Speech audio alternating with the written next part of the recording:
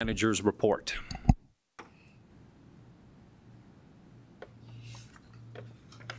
Thank you, Mr. Mayor. Members of the council, it's my pleasure to bring to you the August, and I can't believe it, but the August 2019 City Manager's report. We'll just jump right into it with some important dates as we usually do. Not too busy this month, but we do have National Night Out tomorrow night at 5:30 at the Magic City campus. I'll talk a little bit more about that here later in the slide deck. City Council meeting on August 19th will also include the budget Q&A, and I do want to point out that that meeting will start at 4:15, and it'll also be held in the auditorium room 201. That's to give us a lot more time to get through not only council business, but the budget Q&A information as well. The next City Council meeting after that will be September 3rd, of course, being the first Monday of the month. On August 15th, the NDR Town Hall meeting will occur at Washington School at 6:30 p.m. And this will be one of the Town Hall meetings that will be focused exclusively on an update and all of the activities that have surrounded the National Disaster Resilience programs and projects that we've been working on. And then, of course, August 26th will be the Planning Commission meeting held here at 5:30 in Hall. So first, I did want to talk about the council retreat because this is fresh on top of mind, as you all know, and mostly for the benefit of the viewing public. On July 31st and August 1st, we did have a two-day retreat down at the Lewis and Clark Interpretive Center. There was a huge agenda that we attempted to get through, and I'm proud to say we got through just about everything. But a lot of the information that was discussed, was contained in a lot of extensive dialogue. The council had been pretty diligent about making sure no decisions were made. So a lot of the issues that were discussed at the retreat will be coming back to the City Council for the public to get involved in and to also weigh in on and take public comment on, and before decisions will be made. One of those important topics is the procurement policy that was discussed at the retreat. And just as a quick update for those in the audience and at home, we are planning to revise, after quite a while, the city's purchasing policy. And that's to do a number of different things. First of all, we would like to improve the flexibility and timeliness of city purchases, as well as avoid redundancies in purchasing processes. We also want to have better bill and payment processing so that our overall processes and payment process, if you will, is streamlined, allowing us to purchase things much more quickly. The purchasing thresholds are also being revised, so you want to pay particular attention to that. We are updating spending limits that are pretty antiquated and have been eroded by inflation.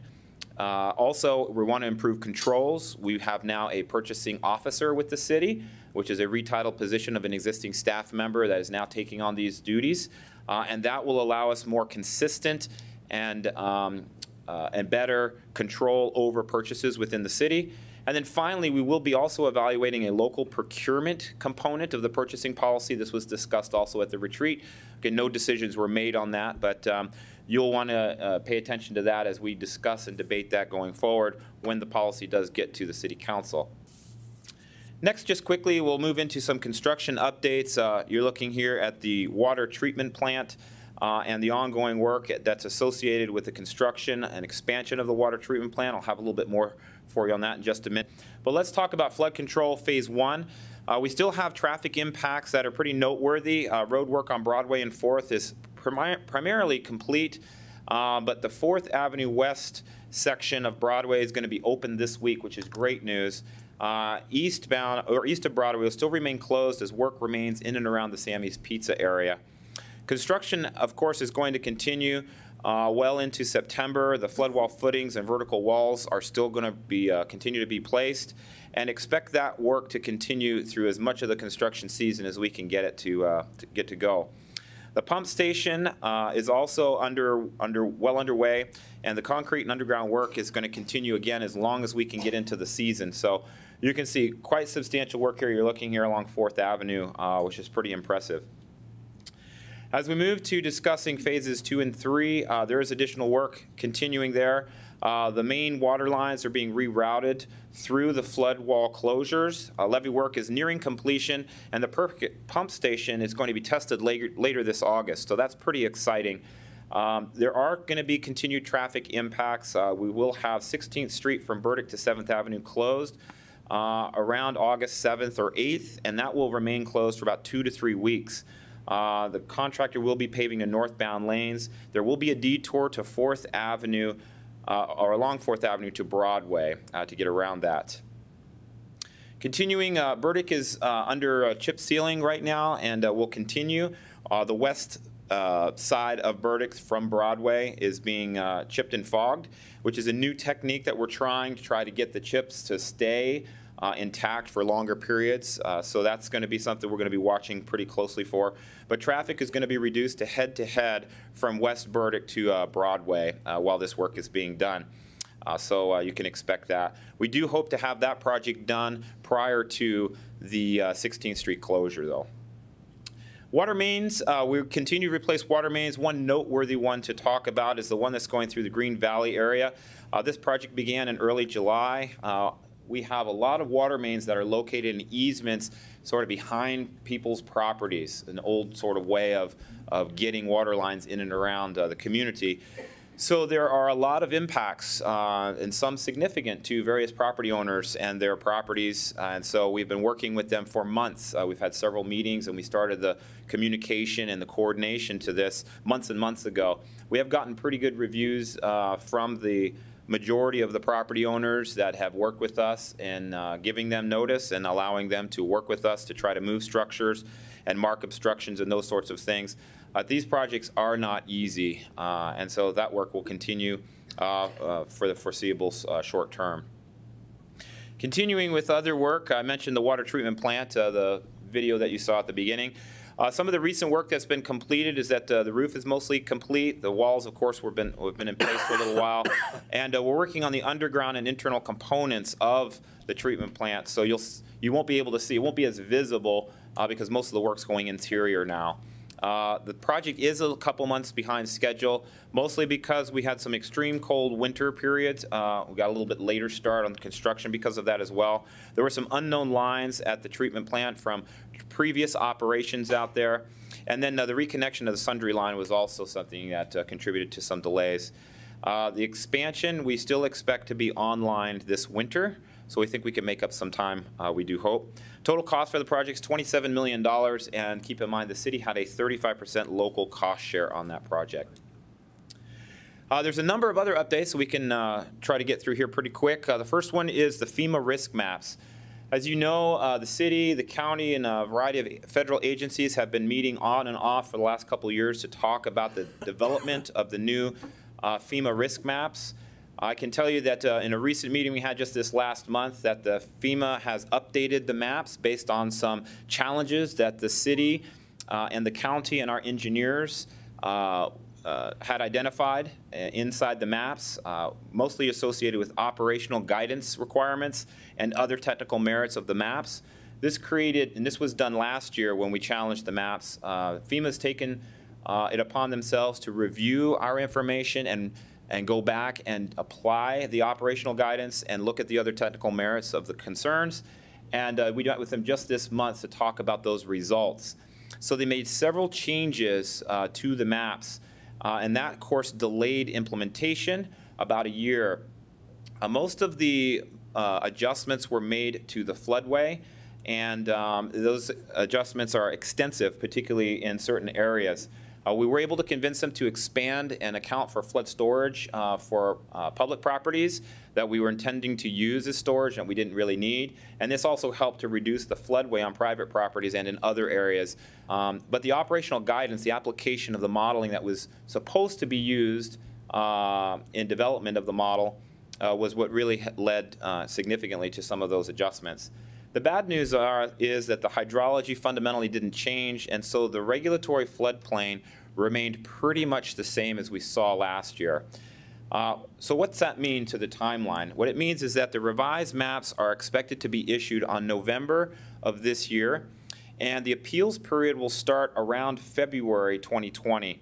They expect all appeals to be addressed by July of 2020 and the letter of determination or final determination to be generated somewhere in and around August of 2020. And of course, 6 months from that is essentially when the new effective maps become applicable.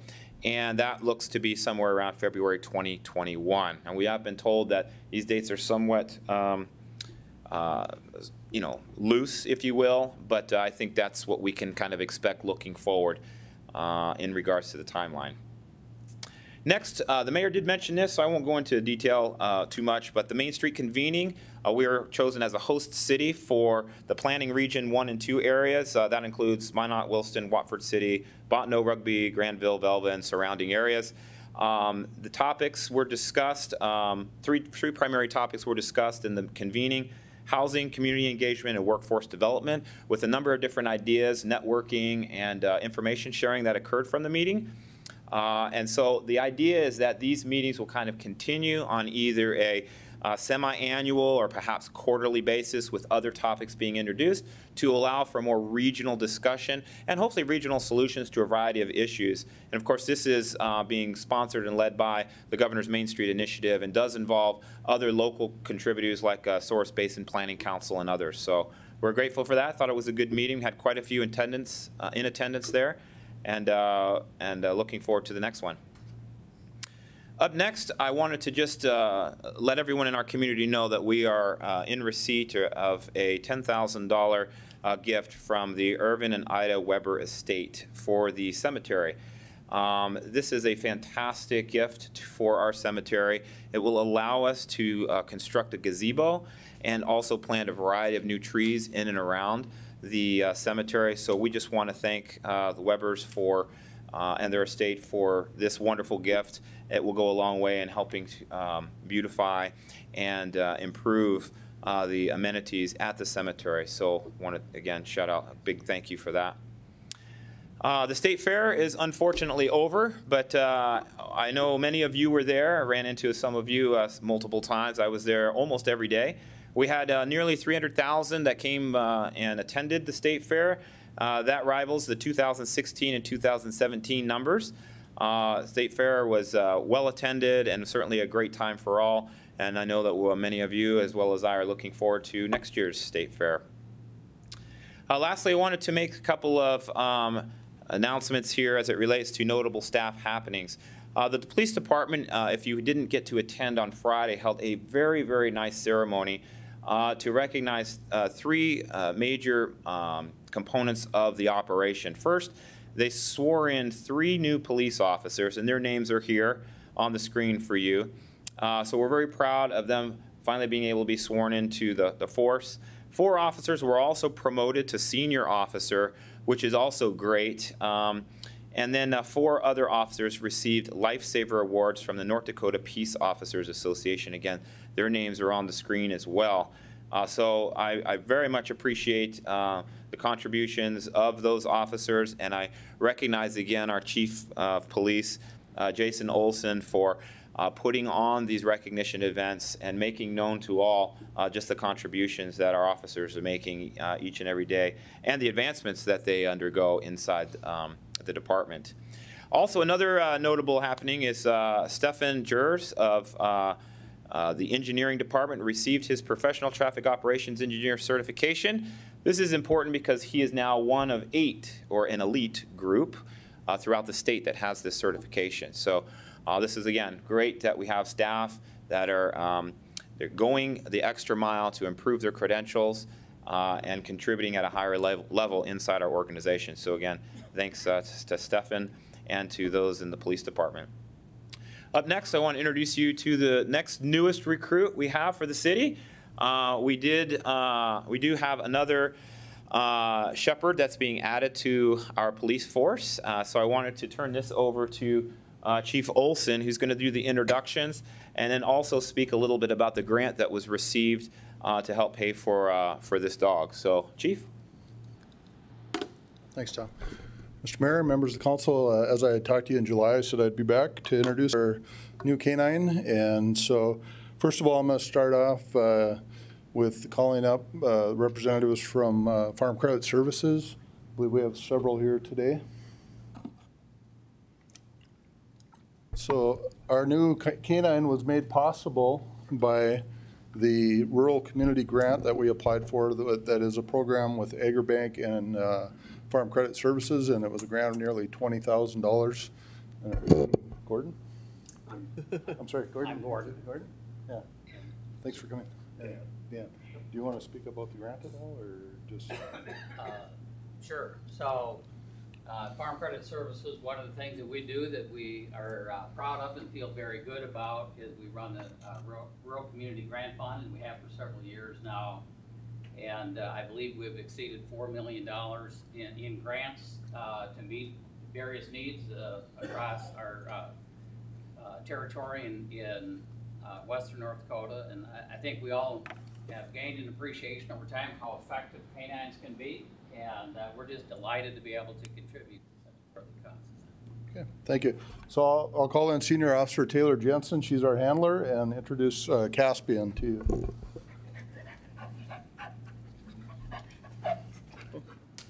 Did you want to do the check?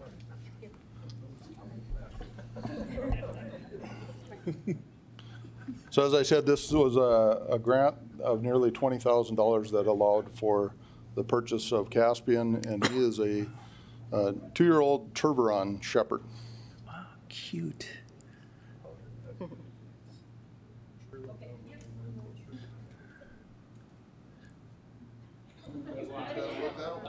You want to maybe sneak in the middle? Sure. And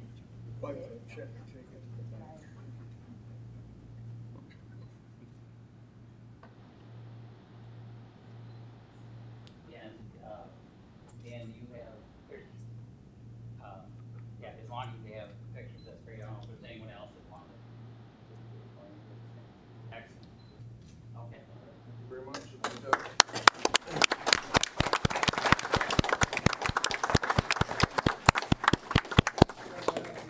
Present to you as a token of our thanks. All right. Thank you.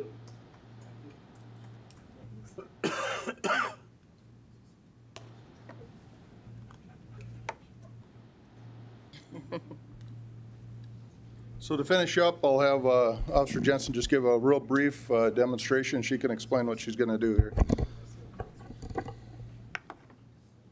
I'm very interested in you guys. I don't know if she's worried. Do you want to explain what He knows where it's coming from. So he's trained on to 15 different categories of explosives. So I'm just going to show you guys a little bit of odor work of what he does. I'll set up 3 different boxes. He's not going to know which one has the explosive in it until he sniffs all of them. So.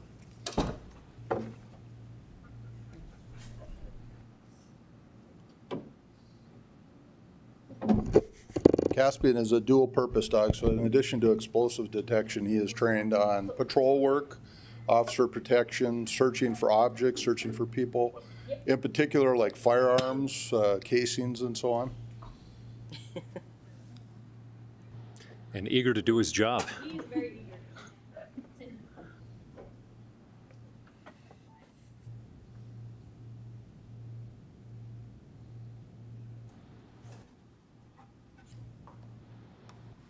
Oh, you're cheating.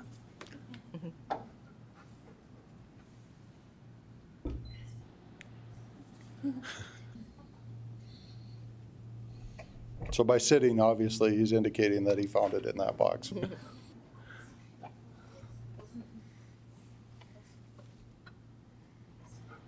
Yep, it's right there. Got it.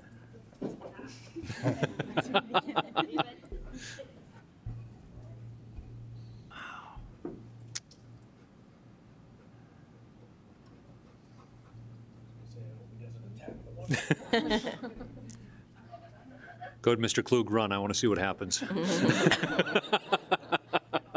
Not quite that fast. Good. One more. Oh, I'm sorry. Yep.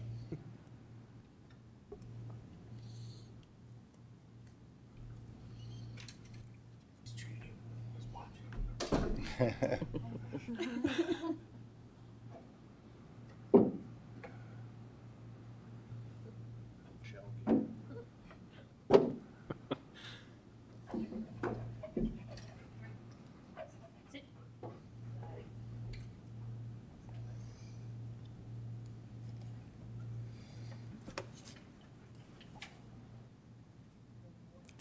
There we go. Very nice.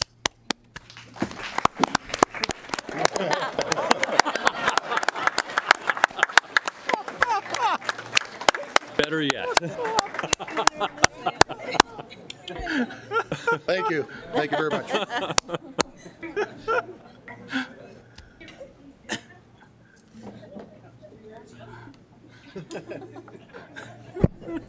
Thanks, Jefferson. Thank you, Chief, and appreciate that very much. The demonstrations always are way better than just telling you and seeing it on a slide. So we're glad to do that for you and let you see what those animals are capable of and what the contributions are they can do in our community. They're just absolutely amazing. All right, next we'll talk about National Night Out. I just want to encourage anyone from our community to attend National Night Out. This is a really, really great event. It's held annually. This time it'll be held August the 6th, which is tomorrow night at 5:30 at the Magic City campus. Come and learn about all sorts of different things in keeping your community safe. There will be activities, food, games, a variety of demonstrations, and those sorts of things. So this is a really great event for our community, and it's an opportunity for our citizens to get involved and meet directly with members from our community doing all sorts of important things to keep us safe. Next up, I wanted to mention that next week, August 12th through the 16th, is Free Ride Week on our transit system. So anyone of any age wanting to go anywhere can just jump on a bus for free during that time period. All the fares will be suspended. So it's a great opportunity to introduce folks who may not know about the bus system or may not have experience utilizing the bus system to just kind of try it out for free. So we're excited to do that. We do want to promote ridership in the system. And we have seen ridership grow slowly over the last few years, which is great. We'd like to continue to see that. So that's just a good reminder for Free Ride Week for next week. With that, I'll take any questions you might have. That's the end of my report. Thank you, City Manager Barry. Any questions for our City Manager? Thank you, Tom. Great. Thank you very much. And that takes us to number 5 on our agenda, the City Attorney Report. Mr. Mayor, I submitted a written report. I'd be happy to answer any questions. Any questions from council from the submitted report from our City Attorney? Thank you, Kelly.